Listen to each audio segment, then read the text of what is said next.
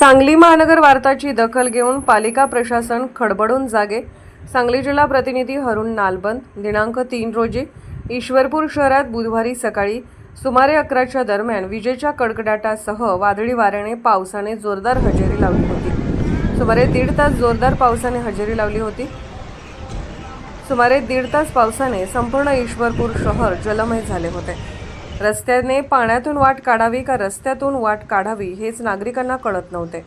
सांगली महानगर वार्ताची दखल घेऊन पालिका प्रशासन जागे झाले व तातडीने नाले सफाईचे काम चालू करण्यात आले। नागरिकांच्यातून समाधान व्यक्त करण्यात येत आहे। सांगली महानगर वार्ता न्यूज प्रतिनिधी हरुण नालबंद, संपादक साहेब पीर पिरजादे। जाहिरातीसाठी संपर्क 74 99 76 96 12। आमच्या चॅनलला लाईक करा, शेअर करा व सबस्क्राईब करा।